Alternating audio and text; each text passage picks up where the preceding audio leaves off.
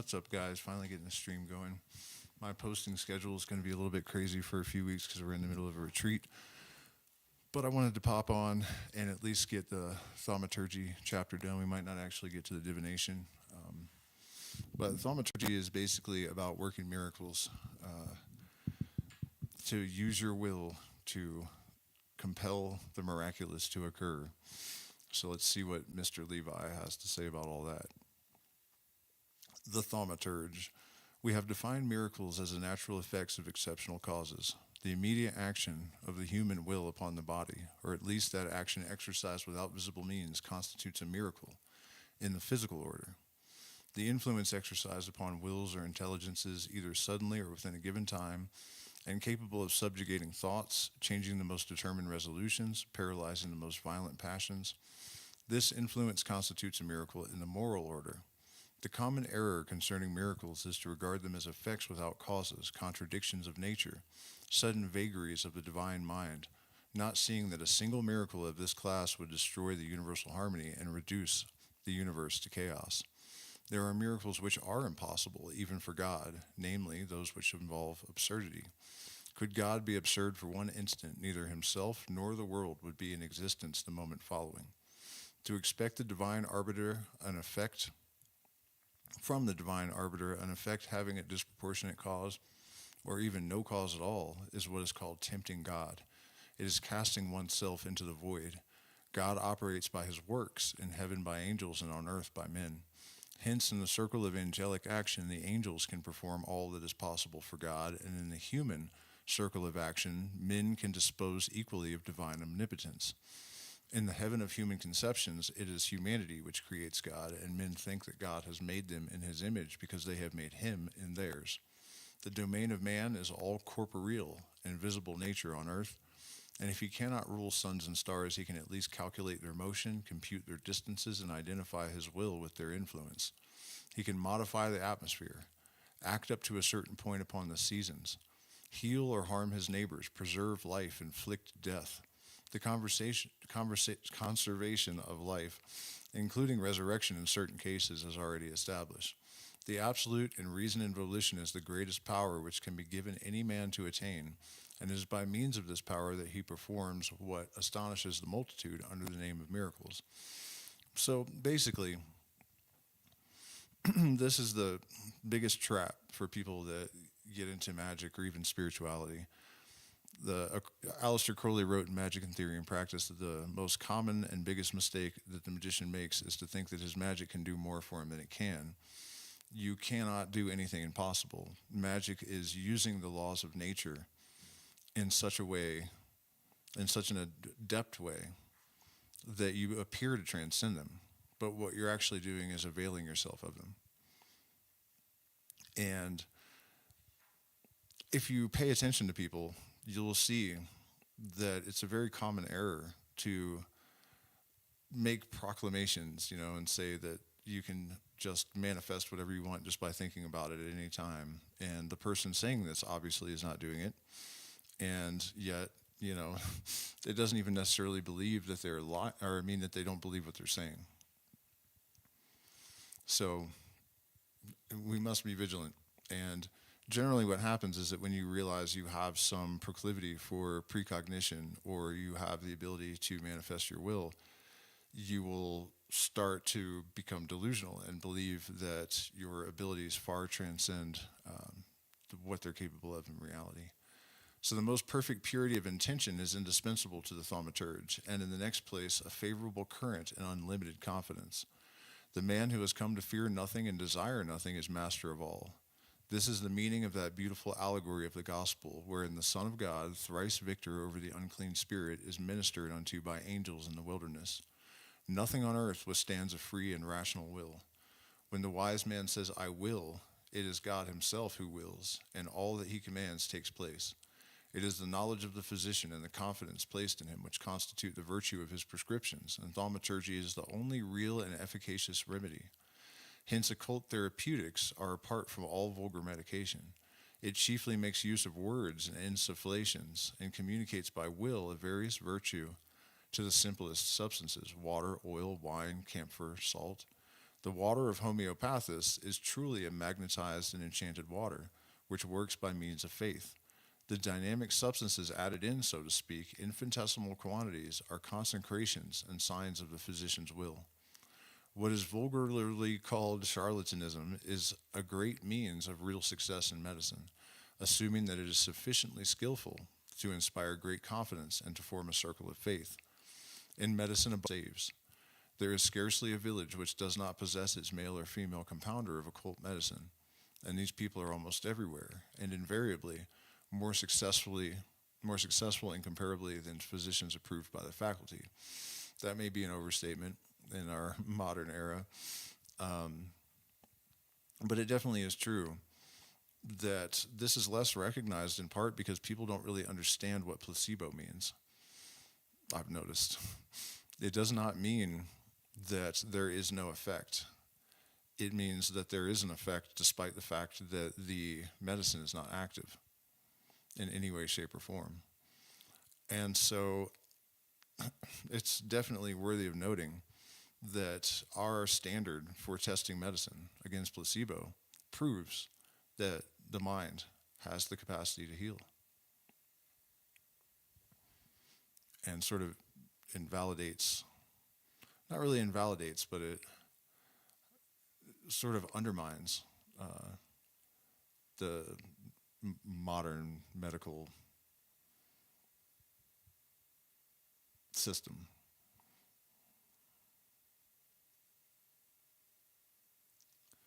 The remedies that physicians often prescribe are strange or ridiculous, and hence answer all the better, for they exact and realize more faith on the part of patients and operators. An old merchant of our acquaintance, a man of eccentric character and exalted religious sentiment, after retiring from business, set himself to exercise gratuitously and out of Christian charity occult medicine in one of the departments of France. His sole specifics were oil, insufflations, and prayers. The institution of a lawsuit against him for the illegal exercise of medicine established in public knowledge that 10,000 cures had been attributed to him in the space of about 5 years, and that the number of his believers increased in proportions calculated to alarm all the doctors of the district. We saw also at Mans a poor nun who was regarded as slightly demented, but she healed nevertheless all diseases in the surrounding country by means of an elixir and plaster of her own invention. The elixir was taken internally, the plaster was applied outwardly, so that nothing escaped this universal panacea. The plaster never stuck upon the skin, save at the place where its application was necessary, and it rolled up and fell off by itself. Such at least was asserted by the good sister and declared to be the case by the sufferers. This thaumaturge was also subject to prosecution, for she impoverished the practice of all the doctors round about her. She was rigidly cloistered, but it was soon found necessary to produce her at least once a week, and on the day for her consultations, we have seen Sister Jan Francis surrounded by the country folk, who had arrived overnight awaiting their turn, lying at the convent gate. They had slept upon the ground and tarried only to receive the elixir and plaster of the devoted sister. The remedy being the same in all diseases, it would appear needless for her to be acquainted with the cases of her patients, but she listened to them invariably with great attention, and only dispensed her specific after learning the nature of the complaint. There was the magical secret. The direction of the intention imparted its special virtue to the remedy, which was insignificant in itself. The elixir was spiced brandy mixed with juice of bitter herbs. The plaster was a compound analogous to theriac as regards color and smell. It was possibly a lectuary Bourgogne pitch, but whatever the substance, it worked wonders, and the wrath of the rural folk would have been visited on those who questioned the miracles of their nun. Near Paris also we knew of an old gardener thaumaturge who accomplished marvelous cures by putting in his vials the juice of all the herbs of St. John. He had, however, a skeptical brother who derided the sorcerer, and the poor gardener, overwhelmed by the sarcasms of this infidel, began to doubt himself, whereupon the miracles ceased. The sufferers lost confidence, and the thaumaturge, slandered and despairing, died mad. The Abbé Thiers, curé of Vibré, in his curious treatise concerning superstitions, records that a woman afflicted with an apparently aggravated ophthalmia having been suddenly and mysteriously cured, confessed to a priest that she had betaken herself to magic. She had long importuned a clerk, whom she regarded as a magician, to give her a talisman that she might wear. And he had at length delivered her a scroll of parchment, advising her at the same time to wash 3 times daily in fresh water. The priest made her give up the parchment, on which were these words: Aruat diabolis oculis tuos et repliet sistercorobis loca vacantia. I think that has some, may the devil tear out your eyes. Yeah, I'm pretty sure that says, may the devil tear out your eyes, basically. He translated them to the good woman who was stupefied, but all the same, she was cured. Insufflation is one of the most important practices of occult medicine, which is interesting because we take tobacco through the nose during ayahuasca ceremonies and before in order to focus the mind so that our intention is like laser-like sharp. And it also has a lot of medical benefits. Tobacco is something that has been, derided, to put it mildly, in our culture. But in the jungle, it's considered one of the, if not the most important medicine. And that's how it's taken in a liquid through the nose. It's also interesting that the indigenous figured this out because many tribes actually take all medicine through the nose. And it's because the ratios of the alkaloids are retained because the enzymes and whatnot that otherwise would affect those ratios and destroy, or transmute some of the components, and it maintains its natural composition and is considered to be better medicine as a result. Kind of sounds like European magicians knew this as well. The most important practice of occult medicine because it is a perfect sign of the transmission of life. To inspire as a fact means to breathe upon some person or thing, which we also do during ayahuasca ceremonies. Blowing either smoke or just breath or water to inspire certain modalities of consciousness and to take people out of dark places. So to inspire as a fact means to breathe upon some person or thing. And we know already by the one doctrine of Hermes that the virtue of things has created words, and that there is an exact proportion between ideas and speech, which is the first form and verbal realization of ideas. That's why in Hebrew, letters are also images. The breath attracts or repels accordingly as it is warm or cold. The warm breathing corresponds to positive electricity and cold breathing to negative electricity. Electrical and nervous animals fear the cold breathing, and the experiment may be made upon a cat whose familiarities are importunate. By fixedly regarding a lion or tiger and blowing in their face, they would be so stupefied as to force to retreat before us. I wouldn't try that if I were you. Warm and prolonged insufflation restores the circulation of the blood, cures rheumatic and goity pains, reestablishes the balance of the humors, and dispels lassitude. When the operator is sympathetic and good, it acts as a universal sedative. Cold insufflation soothes pains occasioned by congestions and fluidic accumulations. The two breathings must therefore be used alternately, observing the polarity of the human organism and acting in a contrary manner upon the poles, which must be treated successfully to an opposite magnetism. This is why in pranayama there's an inhalation through one nostril and an exhalation through the other. Thus, to cure an inflamed eye, the one which is not affected must be subjected to a warm and gentle insufflation. Cold insufflation must being practiced upon the suffering member at the same distance in the same proportion. Magnetic passes have a similar effect to insufflations and are a real breathing by transpiration and radiation of the interior air, which is phosphorescent with vital light. Slow passes constitute a warm breathing which fortifies and raises the spirits. Swift passes are a cold breathing of dispersive nature, neutralizing tendencies to congestion. The warm insufflation should be performed transversely or from below upward. The cold insufflation is more effective when directed downward from above. We breathe not only by means of mouth and nostrils. The universal porousness of our body is a true respiratory apparatus, Inadequate, undoubtedly, but most useful to life and health.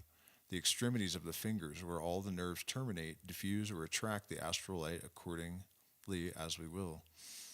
Which is interesting that he mentions that, because we just had a rape ceremony earlier, and one of the guests was looking at his hands, and he was saying that there's energy coming out of my hands, which is what he's describing here.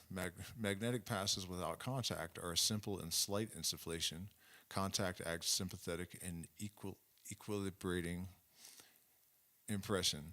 It is good and even necessary to prevent hallucinations at the early stages of somnambulism, for it is a communion of physical reality which admonishes the brain and recalls wandering imagination. It must not, however, be too prolonged when the object is merely to magnetize. Absolute and prolonged contact is useful when the design is incubation or massage rather than magnetism, properly so called. We have given some examples of incubation from the most revered book of the Christians. They all refer to the cure of apparently incurable lethargies, as we are induced to term resurrections. Incurable lethargy is death. Massage is still largely resorted to in the East when it is practiced with great success at the public baths. It is entirely a system of frictions, tractions, and pressures, practiced slowly along the whole length of members and muscles, the result being renewed equilibrium in the forces, a feeling of complete repose and well-being with a sensible restoration of activity and vigor. The whole power of the occult physician is in the conscience of his will, while his whole art consists in exciting the faith of his patient. If you have faith, said the master, all things are possible to him who believes. The subject must be dominated by expression, tone, and gesture. Confidence must be inspired by a fatherly manner, and cheerfulness stimulated by seasonable and sprightly conversations. Rabelais, who was a greater magician than he seemed, made pantagruelism his special panacea. He compelled his patients to laugh, and all the remedies he subsequently gave them succeeded better in consequence. Laughter is the best medicine. He established a magnetic sympathy between himself and them, by means of which he communicated to them his own confidence and good humor. He flattered them in his prefaces, termed them his precious, most illustrious patients, and dedicated his books to them.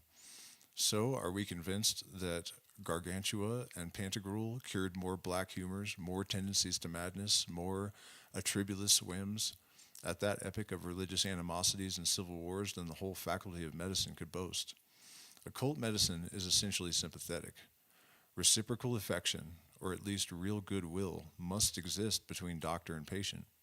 Syrups and juleps have very little inherent virtue. They are what they become through the mutual opinion of operator and subject. Hence, homeopathic medicine dispenses with them, and no serious inconvenience follows. Oil and wine, combined with salt or camphor, are sufficient for the healing of all afflictions. And for all external frictions or soothing applications, oil and wine are the chief medicaments of the gospel tradition.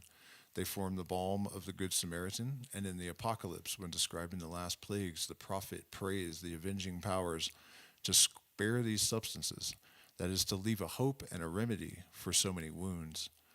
What we term extreme unction was the pure and simple practice of the Master's traditional medicine, both for the early Christians and in the mind of the Apostle St. James, who has included the precept in his epistle to the faithful of the world. Is any man sick among you, he writes? Let him call in the priests of the church, and let them pray over him, anointing him with oil in the name of the Lord. This divine therapeutic science was lost gradually, and extreme unction came to be regarded as a religious formality, necessary as a preparation for death. At the same time, the thaumaturgic virtue of consecrated oil could not be altogether effaced from remembrance by the traditional doctrine, and it is perpetuated in the passage of the Catechism, which refers to extreme unction. Faith and charity were the most signal healing powers among the early Christians. The source of most diseases is in moral disorders, and we must begin by healing the soul and then cure the body. Cure of the body will follow quickly. Well, that was all pretty self-explanatory. I don't really feel like I have a whole ton to add, except that what that would suggest is that one of the reasons that modern medicine is so often unsuccessful is that the physician doesn't actually, what's going on, Blight Bill, doesn't actually have any connection with the patient, and therefore his medicine is ineffective. That would actually explain a lot, because we observe that as modern medicine progresses, nations like the United States are becoming more and more sick. Infant mortality is rising. Life expectancy is lowering. And if science is steadily advancing, what is going on? What is going on is that the subconscious in the patient knows that the doctor sees them the same way that a mechanic sees a car. That when they're open on the surgery table, that it's just wires and tubes. It's not a person. And another thing that I think is really interesting to take note of is that a lot of what he was describing in terms of using humor and sprightly conversation and praise and even theater to cure is exactly what a shaman does in an ayahuasca ceremony. There are modalities that are very clown-like.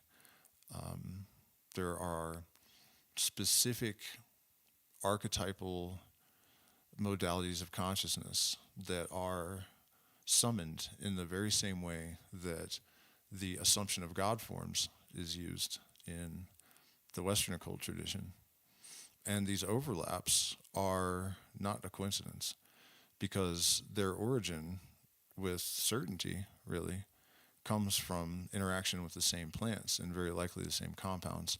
In fact, I just almost finished, I might have it published tomorrow, a post that I've been writing for Substack about the contents of the Kaikion being acacia and rue rather than an ergot brew.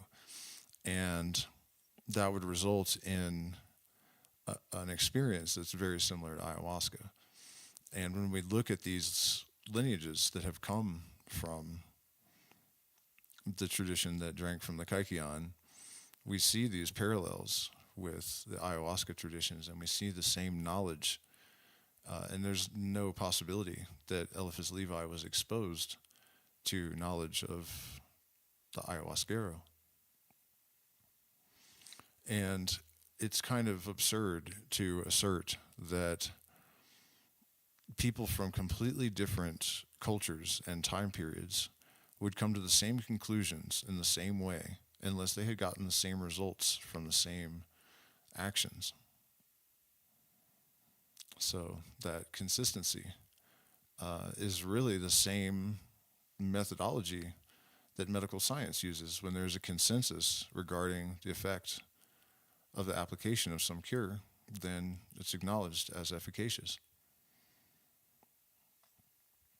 And one of the points I think Levi was making in that chapter was that the main reason that they don't acknowledge that and have derided it is profit motive, plain and simple.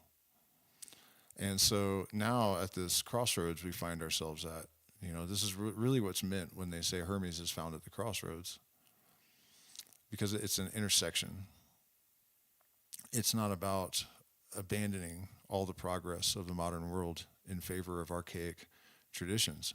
It's about integrating them and increasing the efficacy of the tools that we have.